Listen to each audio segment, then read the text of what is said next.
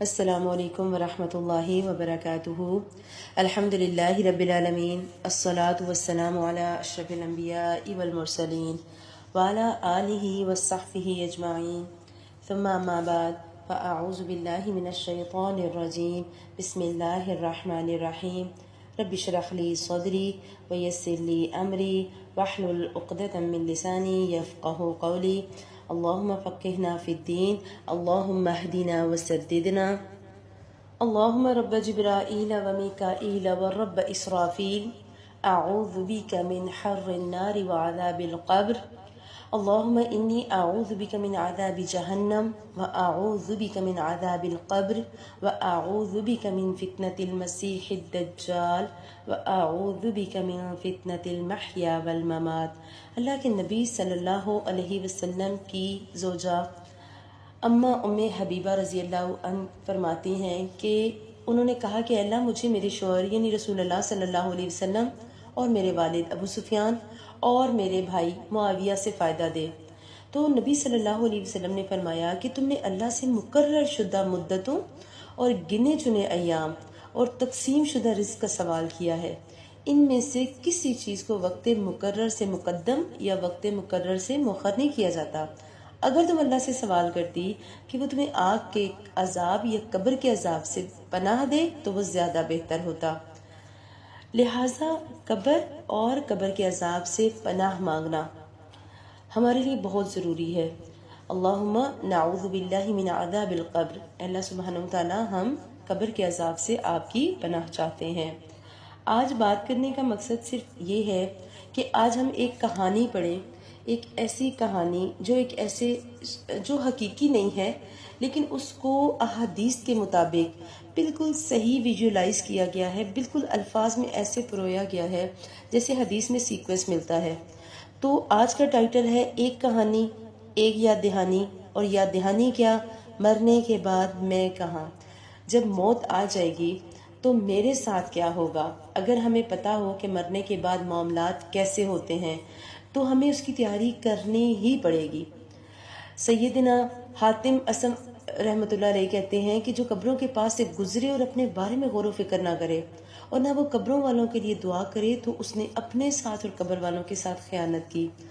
قبر کو یاد رکھنا اور اس بات کو یاد رکھنا کہ میں نے اس قبر کے اندر جانا ہے، یہ بہت ضروری ہے۔ اللہ کے نبی صلی اللہ علیہ وسلم نے پہلے زیارت قبور سے منع فرما دیا، بعد میں آپ صلی اللہ علیہ وسلم نے فرمایا کہ میں نے تمہیں زیارت قبور سے منع کیا تھا، اب تم قبروں کی زیارت کرو تاکہ وہ دنیا میں سے بے رغبتی کا سبب بنے اور تمہیں آخرت کی یاد دلائیں۔ اور آخرت کی یاد تبھی آئے گی جب ہم قبر کو دیکھیں گے اور ہمیں یہ پتہ ہوگا کہ میں نے قبر کے لیے کیا تیاری کی، کیونکہ ہر ایک کے ساتھ قبر میں معاملات مختلف ہوں گے۔ تو ہم نے کیا تیاری کی، ہم خود سوچیں۔ حضرت عثمان بن عفان رضی اللہ عنہ کہتے ہیں کہ اللہ کے نبی صلی اللہ علیہ وسلم نے فرمایا میں نے قبر سے زیادہ کوئی اور بھیانک منظر نہیں دیکھا۔ جب قبر سے زیادہ بھیانک چیز کوئی نہیں تو ہمیں اس کی تیاری کرنی ہوگی۔ آج یہ سٹوری، یہ کہانی آپ کے ساتھ شیئر کرنے کا مقصد یہ ہے کہ ہم سوچیں کہ اگر ہم قبر میں جائیں گے اور سڈنلی ہم قبر میں چلے جائیں، اچانک موت آ جائے تو میرے ساتھ کیا ہوگا۔ تو یہ ایک ایسی کہانی ہے ایک ایسے شخص کی جو عربی میں تھی اور بعد میں اسے ٹرانسلیٹ کیا گیا، آپ نے شاید اس سے پہلے سن بھی رکھی ہو، لیکن میرا آپ کو یہ کہانی سنانے کا مقصد صرف یہ ہے کہ آج کل چونکہ الحمدللہ دورہ قرآن کے بعد ایمان ماشاءاللہ صحیح جوش کھا رہا ہے، تو تھوڑی سی فکر آخرت بھی لگ جائے اور تھوڑی سی قبر کی فکر بھی لگ جائے۔ ایک شخص کی کہانی ہے، اس کی زبانی پڑھیں گے اور پھر بات کرتے رہیں گے جہاں ضرور۔ ایک ایسے شخص کی کہانی ہے یہ جس کی فلائٹ مس ہو گئی۔ اس نے گھر لازمی پہنچنا تھا تو اس نے سوچا کہ جہاز اگر فلائٹ مس ہو گئی ہے تو جہاز کی جگہ ٹیکسی میں چلا جاتا ہوں۔ اب آگے سے کہانی شروع ہوتی ہے۔ میں نے پوچھا ریاض جانے کے لیے کتنا لوگے؟ اس نے کہا 500 ریال۔ بہرحال 450 ریال میں بڑی مشکل سے میں نے اسے راضی کیا اور اس کے ساتھ بیٹھ کر ریاض کے لیے روانہ ہو گیا۔ بیٹھتے ہی میں نے اس سے کہا کہ گاڑی تیز چلانی ہے۔ اس نے کہا فکر مت کرو، اور واقعی اس نے گاڑی کو خطرناک حد تک تیز دوڑانا شروع کر دیا۔ راستے میں میری اس سے کچھ باتیں ہوئیں، اس نے میری نوکری اور خاندان کے بارے میں کچھ سوالات کیے اور اسی طرح کچھ سوالات میں نے بھی اس سے کیے۔ اتنے میں مجھے اپنی والدہ کا خیال آیا کہ میں انہی سے بات کر لوں۔ میں نے موبائل نکالا اور اپنی والدہ کو فون کیا۔ انہوں نے پوچھا بیٹے کہاں ہو؟ میں نے جہاز کے نکل جانے اور ٹیکسی میں سفر کرنے والی بات بتا دی۔ ماں نے دعا دی بیٹے اللہ تمہیں ہر قسم کی شر سے بچا دے۔ میں نے کہا انشاءاللہ جب میں ریاض پہنچ جاؤں گا تو آپ کو اطلاع دے دوں گا۔ قدرتی طور پر میرے دل پر ایک پریشانی سی چھا گئی اور مجھے ایسا لگ رہا تھا کہ کوئی مصیبت میرا انتظار کر رہی ہو۔ اس کے بعد میں نے اپنی بیوی کو فون کیا۔ میں نے اس سے بھی ساری صورتحال بتا دی اور اسے ہدایت کی کہ بچوں کا خیال رکھے، بالخصوص چھوٹی بیٹی کا۔ اس نے کہا جب سے تم گئے ہو مسلسل یہ تمہارے بارے میں پوچھ رہی ہے۔ میں نے کہا اچھا میری بات کروا دو۔ تو بچی نے کہا بابا آپ کب آئیں گے؟ میں نے کہا ابھی تھوڑی دیر میں آ جاؤں گا۔ آپ کو کوئی چیز چاہیے؟ وہ بولی ہاں میرے لیے چاکلیٹ لے آؤ۔ میں ہنسا اور کہا ٹھیک ہے۔ اس کے بعد میں اپنی سوچوں میں گم ہو گیا کہ اچانک ڈرائیور کے سوال نے مجھے چونکا دیا۔ پوچھا کیا میں سگریٹ پی سکتا ہوں؟ میں نے کہا بھائی تم مجھے ایک نیک اور سمجھدار انسان لگ رہے ہو، تم کیوں خود کو اور اپنے مال کو نقصان پہنچا رہے ہو؟ اس نے کہا میں نے پچھلے رمضان میں بہت کوشش کی کہ سگریٹ چھوڑ دوں لیکن کامیاب نہ ہو سکا۔ میں نے کہا اللہ تعالیٰ نے تمہیں بڑی قوت دی ہے، تم سگریٹ چھوڑنے کا معمولی سا کام نہیں کر سکتے۔ بہرحال اس نے کہا کہ آج کے بعد میں سگریٹ نہیں پیوں گا اور میں نے کہا اللہ سبحانہ و تعالیٰ تمہیں اس پر ثابت قدم رکھے، آمین۔ مجھے یاد پڑتا ہے کہ اس کے بعد میں نے گاڑی کے دروازے کے ساتھ سر لگایا کہ اچانک گاڑی سے زوردار دھماکے کی آواز آئی اور پتہ لگا کہ گاڑی کا ایک ٹائر پھٹ گیا ہے۔ میں گھبرایا اور ڈرائیور سے کہا سپیڈ کم کر دو اور گاڑی کو قابو کرو۔ اس نے گھبراہٹ میں کوئی جواب نہ دیا۔ گاڑی ایک طرف نکل گئی اور کلا بازیاں کھاتی ہوئی ایک جگہ رک گئی۔ مجھے اس وقت اللہ سبحانہ و تعالیٰ نے توفیق دی کہ میں نے زور زور سے کلمہ شہادت پڑھا۔ مجھے سر میں چوٹ لگی تھی اور درد کی شدت سے ایسا محسوس ہو رہا تھا کہ سر پھٹا جا رہا ہے۔ میں جسم کے کسی حصے کو حرکت نہ دے سکتا تھا۔ میں نے اپنی زندگی میں اتنا درد کبھی نہیں دیکھا تھا۔ میں بات کرنا چاہ رہا تھا لیکن میں بول نہیں سکتا تھا، جبکہ میری آنکھیں کھلی تھیں لیکن مجھے کچھ نظر نہیں آ رہا تھا۔ اتنے میں لوگوں کے قدموں کی آوازیں سنی جو ایک دوسرے سے کہہ رہے تھے اسے ہلاؤ نہیں، سر سے خون نکل رہا ہے اور ٹانگیں ٹوٹ چکی ہیں۔ میری تکلیف میں اضافہ ہوتا چلا جا رہا تھا اور سانس لینے میں شدید دشواری محسوس ہو رہی تھی۔ مجھے اندازہ ہوا کہ شاید میری موت آ گئی ہے۔ اس وقت مجھے گزری زندگی پر جو ندامت ہوئی میں اسے اپنے الفاظ میں بیان نہیں کر سکتا۔ مجھے پتا چلا کہ اب مجھے موت سے کوئی نہیں بچا سکتا۔ اس کہانی کے آخر میں بتاؤں گا کہ اس کی حقیقت کیا ہے۔ یہاں سب غور کر لیں کہ جو کچھ ہو رہا ہے میرے ساتھ، اور وہ فی الحال تو میرے ساتھ ہو رہا ہے لیکن ان قریب ہم سب کو اس سے ملتے جلتے حالات سے گزرنا ہے۔ اس کے بعد لوگوں کی آوازیں آنا بند ہو گئیں، میری آنکھوں کے سامنے مکمل تاریکی چھا گئی اور میں ایسا محسوس کر رہا تھا جیسے میرے جسم کو چھریوں سے کاٹا جا رہا ہو۔ اتنے میں مجھے ایک سفید ریش آدمی نظر آیا، یعنی ایک سفید لباس میں ملبوس خوبصورت آدمی۔ اس نے کہا بیٹے یہ تمہاری زندگی کی آخری گھڑی ہے، میں تمہیں نصیحت کرنا چاہتا ہوں کیونکہ اللہ تعالیٰ نے مجھے تمہارے پاس بھیجا ہے۔ میں نے پوچھا کیا ہے نصیحت؟ اس نے کہا عیسائیت کی ترغیب، کل لبیح الصلیب۔ اس نے کہا خدا کی قسم اس میں تمہاری نجات ہے، اگر تم اس پر ایمان لائے تو تمہیں اپنے گھر والوں کو لوٹا دوں گا اور تمہاری روح واپس لے آؤں گا، جلدی سے بولو وقت ختم ہوا چاہتا ہے۔ مجھے اندازہ ہوا یہ شیطان ہے۔ مجھے اس وقت جتنی بھی تکلیف تھی اور میں جتنی بھی اذیت سے دوچار تھا اس کے باوجود میرا ایمان اللہ اور اس کے رسول پر پکا تھا۔ میں نے اسے کہا جاؤ اللہ کے دشمن، میں نے اسلام کی حالت میں زندگی گزاری ہے اور میں مسلمان ہو کر مروں گا۔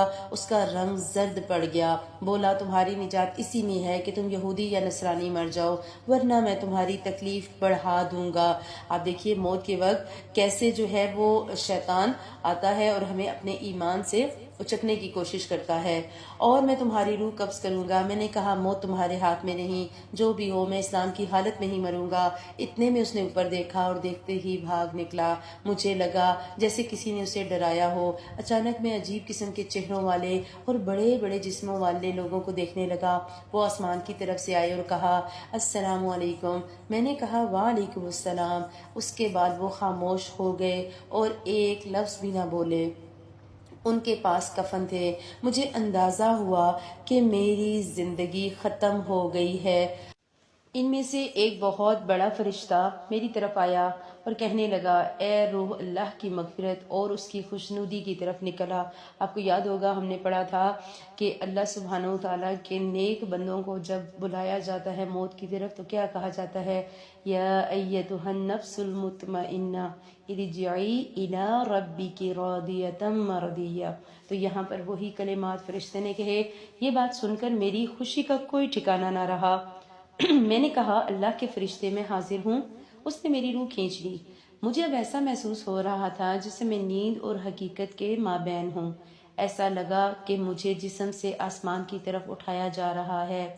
میں نے نیچے دیکھا تو پتہ چلا کہ لوگ میرے جسم کے ارد گرد کھڑے ہیں اور انہوں نے میرے جسم کو ایک کپڑے سے ڈھانپ دیا۔ ان میں سے کسی نے کہا، انا للہ و انا الیہ راجعون۔ میں نے دو فرشتوں کو دیکھا کہ وہ مجھے وصول کر رہے ہیں اور مجھے کفن میں ڈال کر اوپر کی طرف لے جا رہے ہیں۔ میں نے دائیں بائیں دیکھا تو مجھے افق کے علاوہ کچھ نظر نہ آیا۔ مجھے بلندی سے بلندی کی طرف لے جایا جا رہا تھا۔ ہم بادلوں کو چیرتے ہوئے چلے جا رہے تھے، ایسے جیسے کہ میں ایک جہاز میں بیٹھا ہوں، یہاں تک کہ پوری زمین مجھے ایک گیند کی طرح نظر آ رہی تھی۔ میں نے ان دو فرشتوں سے پوچھا، کیا اللہ مجھے جنت میں داخل کرے گا؟ اس سوال کو پوری کہانی میں نوٹ کرتی جائیے گا۔ کہنے لگا، میں نے ان سے پوچھا کہ کیا اللہ مجھے جنت میں داخل کرے گا؟ انہوں نے کہا، اس کا علم اللہ تعالیٰ کی ذات کو ہے، ہمیں صرف تمہاری روح لینے کی ذمہ داری سونپی گئی ہے اور ہم صرف مسلمانوں پر مامور ہیں۔ ہمارے قریب سے کچھ اور فرشتے بھی گزرے جن کے پاس ایک اور روح تھی اور اس سے ایسی خوشبو آ رہی تھی کہ میں نے اپنی زندگی میں اتنی زبردست خوشبو کبھی نہ سونگھی تھی۔ میں نے حیرانی کے عالم سے پوچھا کہ یہ کون ہے؟ اگر مجھے معلوم نہ ہوتا کہ اللہ کے رسول صلی اللہ علیہ وسلم دنیا سے رحلت کر گئے تو میں یہ سمجھتا کہ یہ ان کی روح ہوگی۔ انہوں نے کہا، یہ ایک فلسطینی کی روح ہے جسے یہود نے تھوڑی دیر پہلے قتل کیا جبکہ وہ اپنے دین اور وطن کی مدافعت کر رہا تھا۔ اس کا نام ابو العبد ہے۔ اور میں نے کہا، کاش میں شہید ہو کر مرتا۔ ابو العبد ہے، میں نے کہا، کاش میں شہید ہو کر مرتا۔ اس کے بعد کچھ فرشتے اور اس کا نام ابو العبد ہے۔ میں نے کہا، کاش میں شہید ہو کر مرتا۔ اس کے بعد کچھ اور فرشتے ہمارے قریب سے گزرے اور ان کے پاس ایک روح تھی جس سے سخت بدبو آ رہی تھی۔ میں نے پوچھا، کون ہے؟ انہوں نے کہا، یہ بتوں اور گائے کو پوجنے والا ایک ہندو ہے جسے تھوڑی دیر پہلے اللہ سبحانہ و تعالیٰ نے اپنے عذاب سے ہلاک کر دیا۔ تو میں نے شکر کیا کہ شکر ہے میں کم از کم مسلمان مرا ہوں۔ میں نے کہا، میں نے آخرت کے سفر کے حوالے سے بہت پڑھا ہے لیکن جو کچھ ہو رہا ہے میں نے تو کبھی اس کا تصور بھی نہ کیا۔ انہوں نے کہا، شکر کرو کہ مسلمان مرے ہو، لیکن ابھی تمہارے سامنے ایک بہت لمبا سفر ہے، بے شمار مراحل ہیں جو تمہیں طے کرنے ہیں۔ اس کے بعد ہم فرشتوں کے ایک بہت بڑے گروہ کے پاس سے گزرے اور ہم نے انہیں سلام کیا۔ انہوں نے پوچھا، یہ کون ہے؟ میرے ساتھ والے دو فرشتوں نے جواب دیا کہ یہ ایک مسلمان ہے جو تھوڑی دیر پہلے حادثے کا شکار ہو گیا اور اللہ نے ہمیں اس کی روح قبض کرنے کا حکم دیا ہے۔ انہوں نے کہا، مسلمانوں کے لیے بشارت ہے کیونکہ یہ اچھے لوگ ہیں۔ میں نے فرشتوں سے پوچھا، یہ کون لوگ ہیں؟ انہوں نے کہا، یہ وہ فرشتے ہیں جو آسمان کی حفاظت کرتے ہیں اور یہاں سے شیطانوں پر شہاب پھینکتے ہیں، جو شہاب ثاقب پھینکے جاتے ہیں شیاطین کو مارنے کے لیے، ان کی بات کی گئی۔ میں نے آسمان کو بہت بڑا پایا اور اس کے اندر بہت سے دروازے تھے جو بند تھے اور ان دروازوں پر فرشتے تھے جن کے جسم بہت بڑے تھے۔ دو فرشتوں نے کہا، السلام علیکم ورحمۃ اللہ، اور ان کے ساتھ میں نے بھی یہی الفاظ دہرائے۔ دوسرے فرشتوں نے جواباً کہا، وعلیکم السلام ورحمۃ اللہ وبرکاتہ، اور انہوں نے کہا، رحمت کے فرشتوں، اہلاً و سہلاً، ضرور یہ مسلمانی ہوگا۔ میرے ساتھ والے فرشتے نے کہا، ہاں یہ مسلمان ہے۔ انہوں نے کہا، تم اندر آ سکتے ہو کیونکہ آسمان کے دروازے صرف مسلمانوں کے لیے کھلتے ہیں، کافروں کے بارے میں تو اللہ کا حکم ہے کیا آپ کو قرآن کی اگر آیت یاد ہو، لا تفتح لہم ابواب السماء، ان کے لیے آسمانوں کے دروازے نہیں کھولے جائیں گے۔ ہم اندر آ گئے تو بہت ساری عجیب چیزیں دیکھیں، پھر ہم آگے بڑھے اور اوپر چڑھنا شروع کیا، یہاں تک کہ دوسرا، تیسرا، چوتھا، پانچواں، چھٹا اور بالآخر 7ویں آسمان پر جا پہنچے۔ یہ آسمان باقی تمام آسمانوں کے مقابلے میں مجھے بڑا نظر آیا، جیسے ایک بہت بڑا سمندر۔ مجھ پر ایک بہت بڑی ہیبت طاری ہوئی، سر نیچے کیا اور آنسو جاری ہو گئے۔ اللہ سبحانہ و تعالیٰ نے میرے بارے میں حکم صادر فرمایا کہ میرے اس بندے کا اعمال نامہ علیین میں لکھ دو اور اسے زمین کی طرف واپس لے جاؤ، کیونکہ میں نے اسے زمین سے پیدا کیا، اسی میں اس کی واپسی ہوگی اور پھر اسی زمین سے میں نے اٹھاؤں گا۔ شدید رعب، ہیبت اور خوشی کے ملے جلے جذبات میں نے کہا، پروردگار تو پاک ہے، لیکن ہم نے تیری وہ بندگی نہ کی جو ہونی سبحانک معبودنا کا حق عبادتک، ہم نے تو اے اللہ تیری ویسی عبادت کی نہیں جیسی کرنی چاہیے تھی۔ تو فرشتے مجھے واپس لے کر زمین کی طرف روانہ ہوئے، جہاں جہاں سے گزرتے گئے دوسرے فرشتوں کو سلام کرتے گئے۔ میں نے راستے میں ان سے پوچھا، کیا میں اپنے جسم اور گھر والوں کے متعلق جان سکتا ہوں؟ انہوں نے کہا، اپنے جسم کو عنقریب تم دیکھ لو گے، لیکن جہاں تک تمہارے گھر والوں کا تعلق ہے ان کی نیکیاں تمہیں پہنچتی رہیں گی، لیکن تم انہیں دیکھ نہیں سکتے۔ اس کے بعد وہ مجھے زمین پر لے آئے اور کہا، اب تم اپنے جسم کے ساتھ رہو، ہمارا کام ختم ہو گیا، اب قبر میں تمہارے پاس دوسرے فرشتے آئیں گے۔ میں نے کہا، اللہ تعالیٰ آپ کو جزائے خیر دے، کیا میں پھر کبھی آپ کو دیکھ سکوں گا؟ انہوں نے کہا، قیامت کے دن، اور اس کے ساتھ ان پر ہیبت طاری ہوئی۔ پھر انہوں نے کہا، اگر تم اہل جنت میں سے نکلے تو ہم تمہارے ساتھ ہوں گے انشاءاللہ۔ میں نے پوچھا، جو کچھ میں نے دیکھا اور سنا، کیا اس کے بعد بھی میری جنت میں جانے میں کوئی شک رہ گیا ہے؟ انہوں نے کہا، تمہارے جنت جانے کے بارے میں اللہ ہی بہتر جانتا ہے۔ دوبارہ سے بات آئی، تمہیں جو عزت و اکرام ملا وہ اس لیے کہ تم مسلمان مرے، لیکن تمہیں اعمال کی پیشی اور میزان سے ضرور سابقہ پیش آنا ہے۔ مجھے اپنے گناہ یاد آئے اور کہا کہ زور زور سے رہوں۔ انہوں نے کہا، اپنے رب سے نیک گمان کرو، کیونکہ تمہارا رب کسی پر ظلم نہیں کرتا۔ اس کے بعد انہوں نے سلام کیا اور بڑی تیزی سے اوپر کی طرف اٹھ گئے۔ میں نے اپنے جسم پر نظر دوڑائی، میری آنکھیں بند تھیں اور میرے ارد گرد میرے بھائی اور والد صاحب رو رہے تھے۔ اس کے بعد میرے جسم پر پانی ڈالا گیا تو مجھے پتا چلا کہ مجھے غسل دیا جا رہا ہے۔ ان کے رونے سے مجھے تکلیف ملتی تھی، اور جب میرے والد دعا کرتے، اللہ تعالیٰ تم پر رحم فرمائے، تو ان کی اس بات سے مجھے راحت پہنچتی۔ اس کے بعد میرے جسم کو سفید کفن پہنایا گیا۔ میں نے اپنے دل میں کہا، افسوس میں اپنے جسم کو اللہ کی راہ میں ختم کرتا، کاش میں شہید مرتا، افسوس میں ایک گھڑی بھی اللہ کے ذکر یا نماز یا عبادت کے بغیر نہ گزارتا، کاش میں شب و روز اللہ کی راہ میں مال خرچ کرتا، افسوس، ہائے افسوس، اتنے میں لوگوں نے میرا جسم اٹھایا۔ میں اپنے جسم کو دیکھ رہا ہوں، لیکن نہ تو میں اس کے اندر جا سکتا ہوں اور نہ دور ہو سکتا ہوں۔ ایک عجیب سی صورتحال سے دوچار تھا۔ مجھے جب اٹھایا گیا تو جس چیز نے مجھے اس وقت بہت تکلیف دی وہ میرے گھر والوں کا رونا تھا۔ میرا دل چاہ رہا تھا میں اپنے ابا سے کہہ دوں، ابا جان پلیز رونا بند کر دیں، بلکہ میرے لیے دعا کریں، کیونکہ آپ کا رونا مجھ سے تکلیف دے رہا ہے۔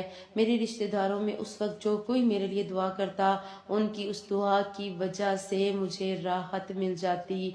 مجھے مسجد پہنچایا گیا اور وہاں اتارا گیا، اور میں نے سنا کہ لوگ نماز پڑھنے لگے ہیں۔ مجھے شدید خواہش ہوئی کہ میں بھی ان کے ساتھ نماز میں شریک ہو جاؤں۔ میں نے سوچا، کتنے خوش قسمت ہیں یہ لوگ کہ نیکیاں کما رہے ہیں، جبکہ میرا نامہ اعمال بند ہو گیا۔ نماز ختم ہوئی تو مؤذن نے اعلان کیا، امام میرے قریب آیا اور نماز جنازہ شروع ہوئی۔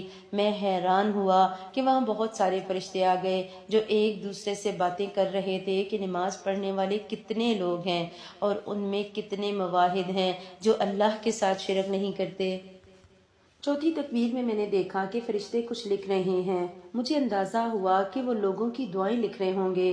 اس وقت میرے دل میں شدید خواہش پیدا ہوئی کہ امام اس رکعت کو ذرا لمبی کر دے، کیونکہ لوگوں کی دعاؤں سے مجھے عجیب سی راحت اور سرور مل رہا تھا۔ نماز ختم ہوئی اور مجھے اٹھا کر قبرستان کی طرف لے گئے۔ راستے میں کچھ لوگ دعائیں مانگ رہے تھے اور کچھ لوگ رو رہے تھے، اور میں حیران و پریشان تھا کہ نامعلوم میرے ساتھ کیا ہونے والا ہے۔ مجھے اپنے تمام گناہ اور غلطیاں اور ظلم اور جو غفلت کی گھڑیاں میں نے گزاری تھیں مجھے یاد آنے لگے، اور ایک ایک چیز سامنے آ رہی تھی۔ ایک شدید ہیبت کا عالم تھا جس سے میں گزر رہا تھا۔ الغرض مجھے قبرستان پہنچا کر اتار دیا گیا۔ اس وقت مختلف قسم کی آوازیں سننے میں آئیں۔ کوئی کہہ رہا ہے جنازے کو راستہ دے دو، کوئی کہہ رہا ہے اس طرف سے لے جاؤ، کوئی کہتا ہے قبر کے قریب رکھ دو۔ یا اللہ، میں نے کبھی اپنے بارے میں ایسی باتیں سوچی ہی نہ تھیں۔ مجھے قبر میں روح اور جسم کے ساتھ اتارا گیا، لیکن انہیں صرف میرا جسم نظر آ رہا تھا، روح نظر نہیں آ رہی تھی۔ اس کے بعد لہد کو بند کرنا شروع کر دیا۔ میرا دل چاہ رہا تھا چیخ چیخ کر کہہ دوں کہ مجھے یہاں نہ چھوڑیں، پتہ نہیں میرے ساتھ کیا ہوگا، لیکن میں بول نہیں سکتا تھا۔ الغرض مٹی ڈالنی شروع ہوئی اور میں قبر میں گھپ اندھیرے میں چھا گیا میری قبر میں گھپ اندھیرا چھا گیا۔ لوگوں کی آوازیں بند ہوتی چلی گئیں، لیکن میں ان کے قدموں کی آوازیں سن رہا تھا۔ ان میں سے جو کوئی میرے لیے دعا کرتا تو اس سے مجھے سکون مل جاتا۔ اچانک قبر مجھ پر تنگ ہو گئی اور ایسا لگا کہ میرے پورے جسم کو کچل دے گی، اور قریب تھا کہ میں ایک چیخ نکالوں، لیکن پھر وہ دوبارہ اپنی اصلی حالت پر آ گئی۔ اس کے بعد میں ایک طرف دیکھنے کی کوشش میں نے کی کہ اچانک دو ہیبت ناک قسم کے فرشتے نمودار ہوئے، جن کے بڑے بڑے کالے جسم اور رنگ کالا اور نیلی آنکھیں تھیں۔ ان کی آنکھوں میں بجلی جیسی چمک تھی اور ان میں سے ایک کے ہاتھ میں گرز تھا۔ اگر اس سے پہاڑ کو مارے تو وہ اسے ریزہ ریزہ کر دے۔ ان میں سے ایک نے مجھے کہا بیٹھ جاؤ۔ میں فوراً بیٹھ گیا۔ اس نے مجھ سے کہا من ربک، تمہارا رب کون ہے؟ جس کے ہاتھ میں گرز تھا وہ مجھے بغور دیکھ رہا تھا۔ میں نے جلدی سے جواب دیا ربی اللہ، میرا رب اللہ ہے۔ اور جواب دیتے وقت مجھ پر کپکپی طاری تھی، اس لیے نہیں کہ مجھے جواب میں کوئی شک تھا، بلکہ اس لیے کہ ان کے ہاتھوں میں رعب تھا اور ان کے انداز میں رعب تھا۔ پھر اس نے مزید دو سوال کیے۔ اس نے پوچھا من نبیک، تمہارا نبی کون ہے؟ میں نے کہا محمد صلی اللہ علیہ وسلم۔ اس نے پوچھا من دینک، تمہارا دین کون سا ہے؟ میں نے اس کا بھی ٹھیک جواب دیا اور الحمدللہ ٹھیک دیا۔ انہوں نے کہا اب تم قبر کے عذاب سے بچ گئے۔ میں نے پوچھا کیا تم منکر نکیر ہو؟ انہوں نے جواباً کہا ہاں، اور بولے اگر تم صحیح جوابات نہ دیتے تو ہم تمہیں اس گرز سے مارتے اور تم اتنی چیخیں نکالتے کہ اسے زمین کی ساری مخلوقات سنتی سوائے انسان اور جن کے، کیونکہ اگر انسان اور جن اسے سن لیں تو وہ بے ہوش ہو جائیں۔ میں نے اللہ تعالیٰ کا شکر ادا کیا کہ اس نے مجھے مصیبت سے بچا لیا۔ اس کے بعد وہ چلے گئے۔ ان کے جانے سے مجھے قدر اطمینان حاصل ہوا۔ ان کے جانے کے ساتھ ہی مجھے سخت گرمی محسوس ہوئی اور مجھے لگا جیسے میرا جسم جلنے والا ہے، جیسے جہنم کی کوئی کھڑکی کھولی گئی ہو۔ اتنے میں دو اور فرشتے نمودار ہوئے اور کہا السلام علیکم ورحمۃ اللہ وبرکاتہ۔ میں نے جواب دیا وعلیکم السلام ورحمۃ اللہ وبرکاتہ۔ انہوں نے کہا ہم فرشتے ہیں، ہم قبر میں تمہارے اعمال تمہیں پیش کرنے آئے ہیں تاکہ قبر میں قیامت تک تمہیں اپنی نیکیوں کا جو بدلہ ملنا چاہیے وہ بدلہ مل جائے۔ میں نے کہا اللہ کی قسم، جس سختی اور اذیت سے میں دوچار ہوں میں نے کبھی اس کے متعلق سوچا نہ تھا۔ پھر میں نے پوچھا کیا میں ایک سوال کر سکتا ہوں؟ انہوں نے کہا کر لو۔ میں نے پوچھا کیا میں اہل جنت میں سے ہوں؟ اور کیا اتنی ساری سختیاں اور تکلیفیں جھیلنے کے بعد بھی میرے لیے جہنم کا خطرہ ہے؟ انہوں نے کہا تم ایک مسلمان ہو، ایمان لائے ہو، لیکن جنت جانے کا علم تو اللہ کے علاوہ کسی کو نہیں۔ یہ تیسری دفعہ جملہ آیا۔ بہرحال اگر تم جہنم چلے بھی گئے تو وہاں ہمیشہ نہیں رہو گے، کیونکہ تم موحد ہو۔ اور یہ سن کر میری آنکھوں سے آنسو جاری ہو گئے اور میں نے کہا اگر اللہ نے مجھے دوزخ بھیج دیا تو پتہ نہیں میں کتنا عرصہ وہاں رہوں گا۔ انہوں نے کہا اللہ تعالیٰ سے امید رکھو کیونکہ وہ بہت کریم ہے، اور اب ہم تمہارے اعمال تمہیں پیش کر رہے ہیں، تمہارے بلوغت سے وقت سے تمہارے ایکسیڈنٹ کے وقت تک۔ انہوں نے کہا سب سے پہلے ہم نماز سے شروع کرتے ہیں کیونکہ کافر اور مسلمان کے درمیان فرق کرنے والی چیز نماز ہے، لیکن فی الحال تمہارے سارے اعمال معلق ہیں۔ میں نے حیرانگی سے پوچھا میں نے اپنی زندگی میں تو بہت سارے نیک اعمال کیے ہیں، آخر میرے اعمال معلق کیوں ہیں؟ انہوں نے کہا تمہارے اوپر کچھ قرضہ ہے جو تم نے مرنے سے پہلے ادا نہیں کیا۔ میں رو پڑا اور میں نے کہا کیسے؟ اور جو یہ میرے اعمال معلق ہیں کیا اس کی بھی یہی وجہ ہے؟ اور جو میں اپنے جسم میں دنیا کی جہان کی گرمی محسوس کر رہا ہوں کیا اس کی بھی یہی وجہ ہے؟ انہوں نے کہا ہاں۔ ابھی میرا سوال پورا نہ ہوا تھا کہ میری قبر میں اچانک روشنی آ گئی اور ایک ایسی خوشبو پھیل گئی کہ ایسی خوشبو نہ میں نے زندگی میں کبھی سونگھی اور نہ مرنے کے بعد۔ اس روشنی میں سے آواز آئی، السلام علیکم ورحمۃ اللہ وبرکاتہ۔ میں نے کہا وعلیکم السلام ورحمۃ اللہ وبرکاتہ۔ میں نے پوچھا تم کون ہو؟ اس نے کہا میں سورۃ الملک ہوں۔ میں اس لیے آئی ہوں کہ اللہ سے تیرے لیے مدد طلب کروں کیونکہ تو نے میری حفاظت کی اور تمہارے نبی صلی اللہ علیہ وسلم نے تمہیں بتا دیا تھا کہ جو کوئی سورہ ملک پڑھے گا قبر میں وہ اس کے لیے نجات کا ذریعہ ہوگی۔ میں بہت خوش ہوا۔ میں نے کہا میں نے بچپن میں تمہیں حفظ کر لیا تھا اور میں ہمیشہ نماز میں اور گھر میں تیری تلاوت کیا کرتا تھا۔ مجھے اس وقت تمہاری اشد ضرورت ہے۔ اس نے کہا اسی لیے تمہیں آئی ہوں کہ اللہ سے دعا کروں کہ وہ تمہاری تکلیف کو آسانی میں بدل دے، لیکن تم سے ایک غلطی ہوئی کہ تم نے لوگوں کے قرضے ادا نہیں کیے۔ میں نے کہا نجات کا کوئی طریقہ ہے؟ اس نے کہا 3 باتوں میں سے کوئی ایک تمہارا مسئلہ حل کر سکتا ہے۔ میں نے جلدی سے کہا وہ کون سے کام ہیں؟ اس نے کہا پہلے یہ بتاؤ کیا تم نے کوئی کاغذ لکھ چھوڑا ہے جسے دیکھ کر تمہارے ورثہ وہ قرضہ ادا کریں؟ یہاں وصیت کی اہمیت کا اندازہ لگا لیں، اگر کوئی قرضہ ہو تو لین دین کتنا ضروری ہے۔ ورثاء کا نام سن کر میرے آنسو نکل آئے۔ مجھے اپنے تمام گھر والے، امی ابو بہن بھائی، میری بیوی اور بچے یاد آنے لگے۔ پتہ نہیں میرے بعد ان کا کیا حال ہوگا۔ میری چھوٹی بچی جس کے ساتھ میں نے چاکلیٹ کا وعدہ کیا تھا، اب کون اس کے لیے چاکلیٹ لے کر آئے گا؟ میری بیوی کو لوگ بیوہ کہیں گے، کون ان کا خیال رکھے گا؟ سورہ ملک نے پوچھا لگ رہا ہے تم کوئی چیز یاد کر رہے ہو؟ میں نے کہا ہاں، مجھے اپنے اہل و عیال اور بچے یاد آ گئے کہ میرے بعد ان کا کیا حال ہوگا۔ سورۃ الملک نے کہا کہ جس نے انہیں پیدا کیا ہے وہ روزی بھی دے گا اور وہی نگہبان ہے۔ سورہ ملک کی اس بات سے مجھے کافی تسلی ہوئی۔ اس کے بعد میں نے پوچھا کیا میں جان سکتا ہوں میرے اوپر ٹوٹل کتنا قرضہ ہے؟ سورۃ الملک نے کہا کہ میں نے فرشتے سے پوچھا تو اس نے بتایا 1700 ریال، یعنی 1000 آپ کے دوست کے ہیں جس کا نام ابو الحسن ہے اور باقی مختلف لوگوں کے ہیں۔ میں نے پوچھا یہ مختلف لوگ کون ہیں؟ اس نے کہا دراصل جوانی سے لے کر آخری دن تک تم سے کئی بار اس بارے میں کوتاہی ہوئی اور تمہارا قرضہ بڑھ گیا۔ مثلاً 5 ریال اس دکاندار کے ہیں جس سے آپ نے کوئی چیز خریدی جبکہ آپ کی عمر 15 سال تھی۔ آپ نے اس سے کہا پیسے کل دے دوں گا اور پھر آپ نے نہیں دیے۔ اسی طرح لانڈری والے سے آپ نے کپڑے دھلوائے اور اس کو ادائیگی کرنا بھول گئے۔ کرتے کرتے اس نے بہت سارے لوگوں کے نام مجھے یاد دلائے اور وہ سارے کے سارے مجھے یاد آنے لگے۔ سورۃ الملک نے کہا کہ لوگوں کے حقوق کو معمولی سمجھنے اور ان سے تساہل برتنے کی وجہ سے بہت سارے لوگوں میں قبر پر عذاب ہوتا ہے۔ کیا تمہیں اپنے رسول اللہ صلی اللہ علیہ وسلم نے خبر نہ دی تھی کہ شہید کے اعمال بھی روک لیے جائیں گے جب تک اس کا قرضہ ادا نہیں ہوگا؟ میں نے کہا نجات کا کوئی طریقہ ہو سکتا ہے؟ اس نے کہا پہلا حل تو یہ ہے کہ جس کا قرضہ ہے وہ اپنا قرضہ خود معاف کر دے۔ میں نے کہا ان میں سے اکثر تو ان قرضوں کو بھول گئے ہیں جس طرح میں بھول گیا تھا اور ان کو میرے مرنے کی خبر بھی نہیں ہوگی۔ اس نے کہا پھر دوسرا حل یہ ہے کہ تمہارے ورثاء تمہاری طرف سے ادائیگی کر دیں۔ میں نے کہا انہیں میرے قرضوں کی اور میری تکلیف کی خبر کہاں، جبکہ میں نے تو کوئی وصیت بھی نہیں چھوڑی کیونکہ مجھے موت اچانک آ گئی اور مجھے ان ساری مشکلات کا علم نہیں تھا۔ سورۃ الملک نے کہا ایک حل اور ہو سکتا ہے لیکن میں تھوڑی دیر بعد تمہیں بتاؤں گی، اب میں جاتی ہوں۔ میں نے کہا خدا را مت جائیے کیونکہ تمہارے جانے سے تاریکی ہو جائے گی جو میرے وجود کی تکلیف میں مزید اضافہ بنے گی۔ سورۃ الملک نے کہا میں زیادہ دیر کے لیے نہیں جا رہی بلکہ تمہارے لیے کوئی حل نکالنے جا رہی ہوں۔ اس کے بعد سورۃ الملک چلی گئی اور میں گھپ اندھیرے میں اکیلا رہ گیا۔ ہیبت اور تکلیف کے باوجود میں نے کہا یا ارحم الراحمین، اے اجنبیوں کے مولا اور اے ہر اکیلے کے ساتھی، اس قبر کی تاریکی میں میری مدد فرما۔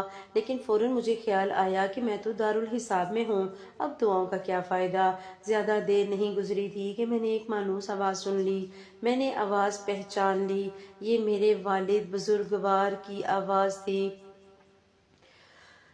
جو کہہ رہے تھے السلام علیکم ورحمۃ اللہ وبرکاتہ۔ میں نے جواب میں کہا وعلیکم السلام ورحمۃ اللہ وبرکاتہ، لیکن میرا جواب انہیں کون پہنچائے؟ پھر انہوں نے روتے ہوئے کہا اے اللہ میں اس بیٹے سے راضی ہوں، تو بھی اس سے راضی ہو جا۔ میرے والد صاحب جب دعا مانگ رہے تھے تو دعا کے دوران ایک زبردست روشنی میری قبر میں آئی۔ یہ دراصل رحمت کا فرشتہ تھا جو میرے والد کی دعا کو نوٹ کر رہا تھا۔ جب تک میرے والد نہیں گئے وہ میرے ساتھ رہا۔ میرے والد صاحب جب واپس ہوئے تو فرشتے نے کہا تیرے والد کی دعا آسمانوں تک جائے گی اور انشاءاللہ اللہ تعالیٰ اسے قبول فرمائے گا، کیونکہ والد کی دعا اپنے بیٹے کے لیے مستجاب ہوتی ہے۔ میں نے تمنا کی کہ کاش میرے والد میری قبر پر زیادہ دیر کے لیے ٹھہرتے اور مزید لمبی دعا کرتے، کیونکہ ان کی دعا کی وجہ سے مجھے کافی آرام ملا۔ میں نے فرشتے سے پوچھا کیا میں ایک سوال کر سکتا ہوں؟ اس نے جواب دیا پوچھو۔ میں نے کہا جب سے میں مرا ہوں اب تک کتنا عرصہ گزر گیا؟ اس نے کہا جب سے تمہاری وفات ہوئی آج تیسرا دن ہے اور اس وقت ظہر کا وقت ہے۔ میں نے حیرانگی سے کہا 3 دن اور اتنے سارے معاملات اور واقعات اور یہ قبر کی تاریکی جبکہ باہر دنیا روشن ہے۔ فرشتے نے کہا تمہارے سامنے تو بہت لمبا سفر ہے، اللہ اسے تمہارے لیے آسان کر دے۔ میں اپنے آپ کو قابو نہ کر سکا اور رونے لگا، ایسا رویا کہ مجھے یاد نہیں پڑتا میں کبھی زندگی میں اتنا رویا ہوں۔ میں نے دل میں سوچا کہ اتنا خطرناک سفر اور دنیا میں میری اس قدر اس سفر سے غفلت۔ فرشتے نے جاتے وقت بتا دیا کہ قبر میں موجود روشنی تمہارے والد کی دعا کی وجہ سے ہے اور یہ اسی طرح رہے گی جب تک اللہ چاہے۔ مجھے پتا چلا کہ والد کا آنا میرے لیے باعث رحمت ہے۔ میں نے تمنا کی کاش میرے ابو میری آواز سن لیں اور میں انہیں بتا دوں، ابو میرے قرضوں کی ادائیگی کر دیں اور میری طرف سے صدقہ کر دیں، اللہ کے واسطے میرے لیے دعا کریں، لیکن کون ہے جو انہیں بتائے؟ میں نے محسوس کیا کہ بعض اوقات میرے جسم کی گرمی کم ہو جاتی ہے لیکن اچانک سے بڑھ بھی جاتی ہے۔ میں نے اندازہ لگایا کہ اس کا تعلق میرے حق میں لوگوں کی دعائیں ہیں۔ اچانک میری قبر میں پھر وہی روشنی نمودار ہوئی جو میں اس سے پہلے دیکھ چکا تھا، یعنی سورۃ الملک کی۔ سورۃ الملک نے کہا تمہارے لیے 2 خوشخبریاں ہیں۔ میں نے اشتیاق کے ساتھ فوراً کہا کیا ہیں؟ تمہارے دوست نے اللہ کی خاطر تمہارا قرضہ معاف کر دیا ہے۔ میں نے اللہ تعالیٰ کا شکر ادا کیا اور مجھے پتہ لگا کہ میری گرمی کم ہونے کی شاید یہی وجہ تھی۔ میں نے کہا دوسری بشارت کیا ہے؟ اس نے کہا میں نے اللہ تعالیٰ سے بہت درخواستیں کی لیکن انسانوں کے حقوق کو معاف نہیں کرتا، البتہ اللہ نے ایک فرشتہ بھیج دیا ہے جو تیرے رشتہ داروں میں سے کسی کو خواب میں آئے گا تاکہ وہ تمہارے قرضوں کے متعلق سمجھ جائیں۔ پھر اس نے پوچھا تمہارے خیال میں کون بہتر ہے، جس کو خواب میں فرشتہ کسی شکل میں آئے اور پھر وہ اس کو سچا سمجھ کر قرضے کی ادائیگی کر دے؟ میں نے اپنی امی کے بارے میں سوچا لیکن پھر سوچا کہ اگر انہوں نے مجھے خواب میں دیکھا تو رونا شروع کر دیں گی اور خواب کی تعبیر نہیں سمجھ سکیں گی۔ پھر میں نے اپنے تمام رشتہ داروں کو سوچا اور جو بندہ مجھے بہتر لگا وہ میری بیوی تھی، کیونکہ وہ ہمیشہ خوابوں کا اہتمام کیا کرتی تھی۔ میں نے کہا میری بیوی اگر مجھے خواب میں دیکھ لے تو ہو سکتا ہے کہ وہ اس بات کی تعبیر سمجھ لے۔ سورۃ الملک نے کہا میں متعلقہ فرشتے کو اطلاع دیتی ہوں اور اللہ سے دعا کرتی ہوں کہ وہ آپ کی مشکل کو آسان کر دے۔ اس کے بعد سورۃ الملک چلی گئی اور میری قبر میں بدستور وہ روشنی باقی تھی جو میرے والد کی دعا کی برکت سے آئی تھی، اور میں انتظار کرتا رہا جیسے کہ جیل کے اندر ہوں۔ مجھے وقت کا کوئی اندازہ نہ تھا کیونکہ وہاں گھڑی نہ تھی، نہ نماز تھی اور نہ کھانا پینا، نہ ہی کوئی اور مصروفیات۔ دعائیں مانگنا اور ذکر و اذکار کرنا بھی بیکار تھا۔ بعض اوقات لوگوں کے قدموں کی آوازیں سن لیتا تو اندازہ کر لیتا کہ شاید کسی کا جنازہ ہے۔ بعض اوقات لوگوں کے ہنسنے کی آوازیں آ جاتی تو مجھے تعجب ہوتا کہ ان کو اندازہ نہیں کہ ہم کس صورتحال سے دوچار ہیں۔ کافی وقت گزرنے کے بعد اچانک میرے جسم کی گرمی بڑھنا شروع ہوئی اور میں چیخنے لگا۔ ایسا لگ رہا تھا جیسے میں ایک تندور میں ہوں اور میرے خوف میں اضافہ ہوتا چلا گیا۔ لیکن پھر اچانک گرمی کم ہونی شروع ہوئی، یہاں تک کہ بالکل غائب ہو گئی۔ سمجھ میں کچھ نہ آ رہا تھا کہ ایسا کیوں ہو جاتا ہے۔ اس کے بعد ایک بار پھر سورۃ الملک کی روشنی آ گئی اور مجھے کہا تمہیں مبارک ہو۔ میں نے کہا وہ کیسے؟ اس نے کہا خوابوں کا فرشتہ تمہاری بیوی کے خواب میں گیا، تمہاری بیوی نے خواب میں تمہیں ایک سیڑھی پر چڑھتے دیکھا اور دیکھا کہ 7 سیڑھیاں باقی ہیں اور تم پریشان کھڑے ہو کیونکہ آگے تم چڑھ نہیں سکتے۔ پھر وہ فجر کی نماز سے پہلے اٹھی اور تمہاری یاد میں روئی اور صبح ہوتے ہی ایک عورت سے رابطہ کیا جو خوابوں کی تفسیر کرتی ہے اور اسے اپنا خواب سنایا۔ اس عورت نے کہا، اے بیٹی، تمہارے شوہر قبر میں تکلیف میں مبتلا ہیں کیونکہ اس پر کسی کا قرضہ ہے۔ تیری بیوی نے پوچھا، کس کا قرضہ ہے اور ہم کیسے ادا کریں؟ اس نے کہا، مجھے نہیں معلوم، اس بارے میں علماء سے رابطہ کرو۔ پھر تیری بیوی نے ایک شیخ کی اہلیہ سے رابطہ کیا اور اسے ساری صورتحال بتائی تاکہ وہ شیخ سے جواب پوچھ لے۔ الغرض شیخ نے کہا کہ میت کی طرف سے صدقہ کر دو، ہو سکتا ہے اللہ تعالیٰ اسے قبول کر کے میت کا عذاب ہٹا دے۔ تیری بیوی کے پاس سونا تھا جس کی قیمت 4000 ریال تھی۔ اس نے وہ سونا تیرے والد کو دیا اور تیرے والد نے اس کے ساتھ کچھ رقم مزید لگا کر صدقہ کیا اور یوں تمہارا مسئلہ حل ہو گیا۔ میں نے کہا، الحمدللہ، مجھے اس وقت کوئی تکلیف نہیں ہے اور یہ سب کچھ اللہ کے فضل اور تمہارے تعاون سے ہوا۔ سورۃ الملک نے کہا، اب اعمال والے فرشتے تمہارے پاس آئیں گے۔ میں نے پوچھا، کیا اس کے بعد بھی میرے لیے کوئی خطرہ ہے؟ اس نے کہا، سفر بہت لمبا ہے، ہو سکتا ہے اس میں کئی سال لگ جائیں، لہٰذا اس کے لیے تیار رہو۔ کئی سال والے جواب نے میری پریشانی میں مزید اضافہ کر دیا۔ سورۃ الملک نے کہا، بہت سارے لوگ صرف اسی وجہ سے قبروں میں عذاب جھیل رہے ہیں کہ وہ بعض باتوں کو معمولی سمجھتے تھے جبکہ اللہ سبحانہ وتعالیٰ کے نزدیک وہ معمولی نہیں ہیں۔ میں نے کہا، مثلاً کون سے اعمال؟ اس نے کہا، بہت سارے لوگوں پر قبروں میں اس لیے عذاب ہے کہ وہ پیشاب سے نہیں بچتے تھے اور گندگی کی حالت میں اللہ کے سامنے کھڑے ہوتے تھے۔ اسی طرح چغلی، چوری، سود اور مال یتیم کی وجہ سے بہت سارے لوگوں پر عذاب ہو رہا ہے۔ پھر اس نے کہا کہ کچھ لوگوں پر عذاب قبر اس لیے بھی ہے تاکہ قیامت آنے سے پہلے ان کا کھاتہ صاف ہو جائے، اور کچھ لوگوں پر قیامت تک عذاب رہے گا، پھر وہ جہنم میں داخل کیے جائیں گے۔ میں نے کہا، اللہ تعالیٰ کی سزا سے بچنے کی کوئی سبیل ہے؟ سورۃ الملک نے کہا کہ عمل تو تمہارا منقطع ہو چکا، البتہ 3 ایسے کام ہیں جو اب بھی تمہیں فائدہ پہنچا سکتے ہیں۔ میں نے پوچھا، وہ کیا ہیں؟ اس نے کہا، اہل و عیال کی تمہارے حق میں دعا کرنا اور نیک عمل کرنا۔ اس کے علاوہ کوئی کام اگر تم نے دنیا میں کیا ہے جو انسانوں کے لیے نفع بخش ہو، مثلاً کسی مسجد کی تعمیر وغیرہ میں حصہ ڈالنا، تو اس سے تم مرنے کے بعد بھی مستفید ہوتے رہو گے۔ اسی طرح اگر علم کی نشر و اشاعت میں تم نے حصہ لیا ہو تو وہ اب بھی تمہارے لیے نفع بخش ہے۔ میں نے کہا، میں کتنا بدبخت ہوں کہ دنیا میں کتنے عمل کے مواقع تھے جن سے میں نے کوئی فائدہ نہ اٹھایا اور آج بھی یارو مددگار قبر میں پڑا ہوں۔ میرا دل چاہا میں چیخ چیخ کر لوگوں کو پکاروں کہ اے لوگوں، قبر کے لیے تیاری کر لو۔ خدا کی قسم، اگر تم لوگوں نے وہ کچھ دیکھا جو میں نے دیکھا تو مسجدوں سے باہر نہیں نکلو گے اور اللہ کی راہ میں سارا مال لگا دو گے۔ سورۃ الملک نے کہا، مردہ لوگوں کی نیکیاں عام طور پر شروع کے دنوں میں بہت زیادہ ہوتی ہیں لیکن اس کے بعد رفتہ رفتہ کم ہوتی چلی جاتی ہیں۔ مجھے یاد آیا کہ جب میرے دادا کا انتقال ہوا تھا تو ہم ہر ہفتے ان کی قبر پر جایا کرتے تھے، پھر ہر مہینے میں ایک بار، اور پھر ہم انہیں بھول گئے۔ جب میں زندہ تھا تو مردوں کو بھول جاتا تھا، لیکن آج میں خود اس حالت کو پہنچ چکا۔ دن، ہفتے اور مہینے گزرتے گئے اور میری مدد کے لیے کوئی نہ آیا سوائے چند اعمال کے جو مجھے پہنچتے تھے، یا میرے والد، بھائیوں اور دوسرے رشتہ داروں کو میری قبر پر آنا جو رفتہ رفتہ کم ہوتا گیا۔ زیادہ تر مجھے اپنی والدہ کی دعائیں پہنچتی رہیں جو وہ تہجد میں میرے لیے کرتی تھیں۔ بخدا وہ دعا میرے لیے طمانینت کا باعث ہوتی۔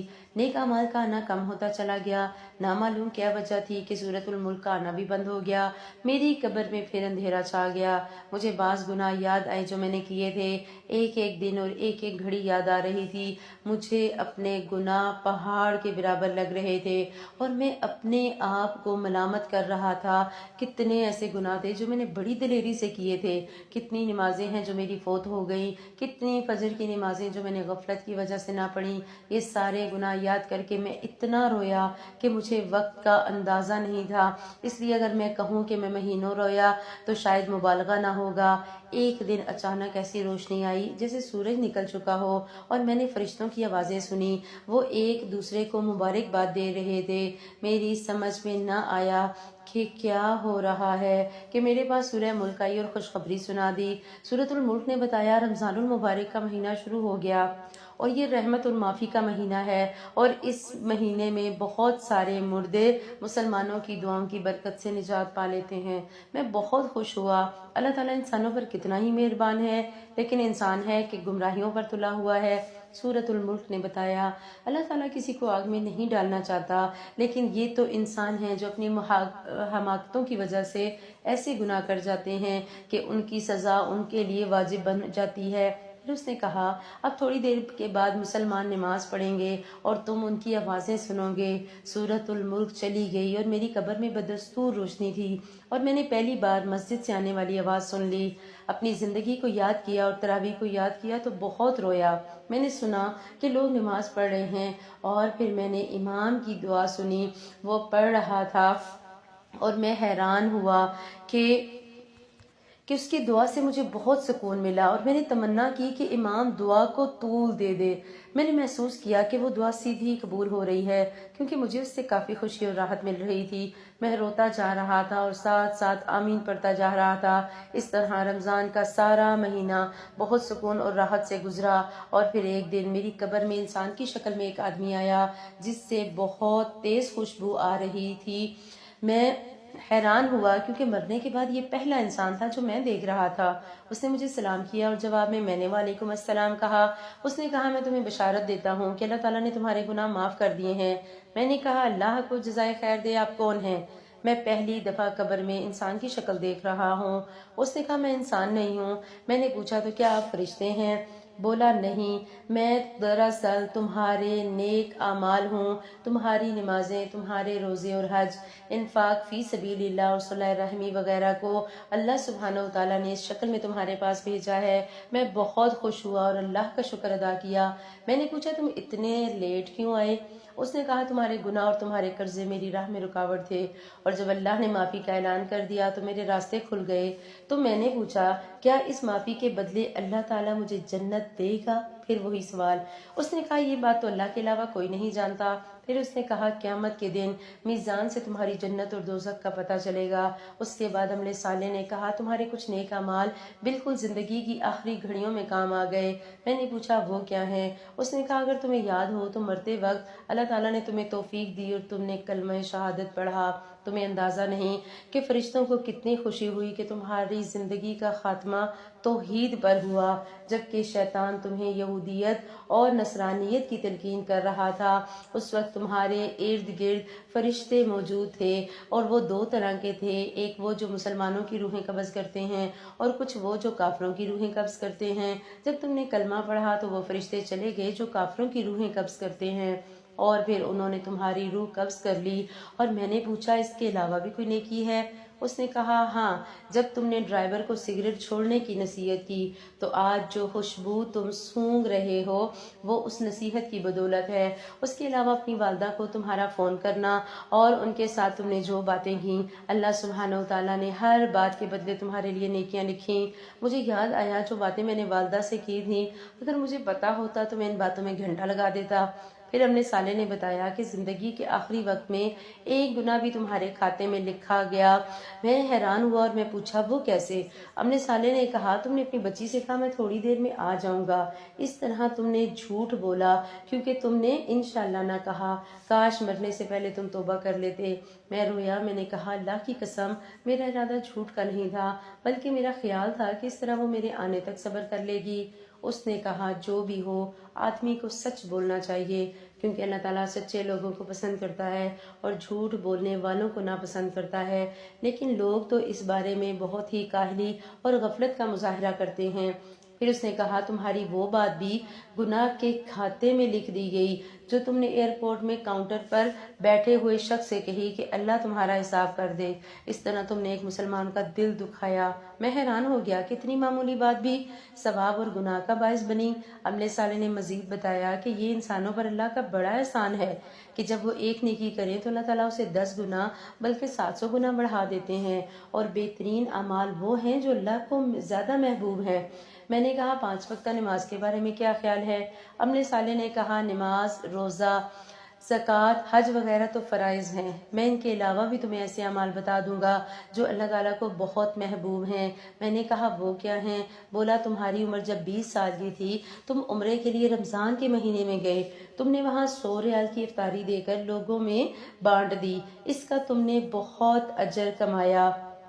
اس کے بعد میری قبر کھل گئی اور اس میں بہت زیادہ روشنی آ گئی اور فرشتوں کے گروہ در گروہ آتے نظر آئے، عملے صالح بھی۔ ذرا سوچئے، یہ کہانی عبرت کے لیے لکھی گئی لیکن احادیث مبارکہ کے بیان کے مطابق، لیکن کیا اس کہانی کے سننے کے بعد بھی ہم آخرت کے لیے فکر مند نہیں ہوں گے؟ کیا اس کہانی کے سننے کے بعد بھی ہم گناہوں پہ گناہ کرتے چلے جائیں گے؟ کیا اس کے بعد بھی ہمیں ضرورت ہے؟ ہم جانتے ہیں نا قبر روزانہ دعا دیتی ہے، اب پکارتی ہے انسان کو اور کہتی ہے مجھ میں کیڑے مکوڑے ہیں لہذا تیاری کر کے آنا، کہتی ہے میں اندھیری کوٹ رہی ہوں تم روشنی ساتھ لے کر آنا۔ قبر روز روز آواز دے کر کہتی ہے کہ یہاں تمہارے ساتھ بہت برا معاملہ ہوگا، اپنے بچاؤ کا سامان کر کے آنا۔ اور ہم آج اسی چیز سے غافل ہیں، ہمیں آج آخرت کی کوئی فکر نہیں۔ بظاہر تو یہ ایک کہانی تھی اور اس کہانی کو سنانے کا مقصد صرف یہ ہے کہ ہم ذرا سا اپنے ایمان کا جائزہ لے لیں کہ ہم دن رات صبح و شام کن غفلت کی گھڑیوں میں گزارتے ہیں۔ رمضان المبارک کا اینڈ ہے، آج 27 رمضان المبارک کی رات ہے۔ رات جیسے ہی ختم ہوگی 27واں روزہ 28 29 30 اور اس کے بعد چاند رات کو پتہ لگے گا ہمارے ایمان کی بلندیاں کیا تھیں۔ چاند رات اور عید کے ہنگاموں میں پتہ لگے گا کہ ہمارا وقت بازاروں کی نظر ہوا یا کھانوں کی نظر ہوا، یا ہمارا وقت نماز کے اوقات پر فوراً سے الرٹ ہو گیا کہ نہیں، روح کی بھی غذا ضروری ہے۔ انسانوں کی جہاں غذا ضروری ہے وہاں روح کی غذا بھی ضروری ہے۔ تو ہم سب نے اس بات پہ غور کرنا، اپنی قبر کے لیے روشنیاں خود ساتھ لے کر جائیں۔ انشاءاللہ تعالیٰ عید کے بعد ہم ایک سیریز شروع کریں گے جس میں ہم سارے سٹیپس کو ایک ایک جو ہے وہ نشست میں کریں گے۔ سب سے پہلے کہ انسان کی زندگی، پھر زندگی سے مرنے سے لے کے قبر کا ڈیوریشن، پھر قبر سے حشر، اور پھر حشر سے جنت اور دوزخ کا، اور پھر جنت کی نعمتوں اور دوزخ کی ہولناکیوں کا۔ تو اس کو ہم انشاءاللہ سٹیپ وائز کریں گے تاکہ اللہ تعالیٰ ہمارے ایمان کو مضبوط کرے۔ اللہ تعالیٰ ہمیں بار بار جھنجھوڑتے ہیں کہ تمہارے ساتھ یہ معاملات ہونے ہیں لہٰذا وقت سے پہلے تیاری کر لو، کیونکہ بالآخر ہماری ایک بہت بڑی لمبی منزل جس میں ہم نے بہت لمبا وقت گزارنا وہ قبر ہے۔ آپ نے وہ ایک پوئم سنی ہوگی جنید جمشید کی تھی، کافی وہ مشہور ہوئی تھی، دنیا کے اے مسافر منزل تیری قبر ہے، طے کر رہا ہے جو تو 2 دن کا یہ سفر ہے، جب سے بنی ہے دنیا لاکھوں کروڑوں آئے، باقی رہا نہ کوئی مٹی میں سب سمائے، مت بھولنا یہاں پر سب کا یہی حشر ہے۔ تو روز ہمارے ساتھ بھی یہی ہونا ہے، ہم روز دیکھتے ہیں جنازے اور روز بھول جاتے ہیں، ہم روز فوتگیوں سے ہو کر آتے ہیں اور گھر آ کے ویسے ہی حشاش بشاش ہو جاتے ہیں۔ ہمیں اپنی فکر کرنی ہے، ہم میں سے بہتر انسان وہ جو اپنی قبر کا سامان خود ساتھ لے کر جائے۔ وہ کسی نے کہا تھا نا کہ جو اپنی زندگی میں دے کر جاؤ گے تو وہ تمہیں قبر میں ساتھ ملے گا، اور جو تو پیچھے چھوڑ کے جاؤ گے تو وہ پھر پچھلے ہی لے لیں گے۔ لہٰذا رمضان المبارک کی جاتی گھڑیوں اور آج کی قیام کی رات میں اپنے لیے خصوصی دعا کرنی ہے، میرے لیے بھی، آپ نے اپنے لیے بھی، کہ اللہ سبحانہ و تعالیٰ ہمیں قبر کی فکر لگا دے، ہمیں آخرت کی فکر لگا دے، ہمیں اپنے قبر کے سامان کی تیاری کی فکر لگا دے۔ جب ہم نے جانا ہوتا ہے نا میکے سسرال، ہم کتنی تیاریاں کرتے ہیں اور ہم کتنے کپڑے اور جوڑے اور جوتے، رات کے جوتے الگ اور رات کے کپڑے الگ اور دن کے الگ، ہر چیز رکھتے ہیں۔ ایون بہت سی عورتوں کو میں نے دیکھا ہے کہ وہ کریم، لوشن، اپنے سرما تک، کاجل تک سب کچھ ساتھ لے کر جاتی ہیں، صرف اس لیے کہ وہاں جا کر پریشانی نہ ہو۔ تو جہاں دنیا کے سفر کی اتنی فکر ہے نا، آخرت کے سفر کی فکر کرنی ہے تاکہ جب ہم وہاں جائیں ہمیں روشنی کی فکر نہ ہو، روشنیاں ارد گرد سے ہمارے اعمال کی وجہ سے پھوٹیں۔ اللہ سبحانہ و تعالی ہم سب کو بہترین اعمال کرنے والا بنائے اور جاتے جاتے رمضان کی گھڑیوں میں اپنے گناہ بخشوانے والا بنائے۔ اللہ کے نبی صلی اللہ علیہ وسلم نے کہا تھا کہ وہ بدبخت ہے شخص جو رمضان کی گھڑیوں کو پائے اور اپنے گناہ نہ بخشوا سکے۔ اللہم اغفر وارحم انت خیر الراحمین، اللہ تعالیٰ ہمیں بخشے اور ہم پر رحم کرے۔ اللہ سبحانہ و تعالیٰ ہمارے لیے بہت سی آسانیاں پیدا کرے، بہت سی دعائیں کرے اپنے لیے بھی، اپنے پیاروں کے لیے، اور اللہ تعالیٰ سے دعا ہے اللہ تعالیٰ ہمیں اس دین پر چلنے والا بنائے، دین کی فکر لگا دے اور ہمیں ہمت دے کہ ہم زندگی میں وقت رہتے اپنا جان، اپنی مال، اپنی اولادیں، اپنی خصوصیات، اپنی صلاحیتیں، ہر چیز اس کے راستے میں لگا سکیں۔ سبحانک اللہم و بحمدک، نشہد ان لا الہ الا انت، نستغفرک و نتوب الیک۔ السلام علیکم ورحمۃ اللہ وبرکاتہ۔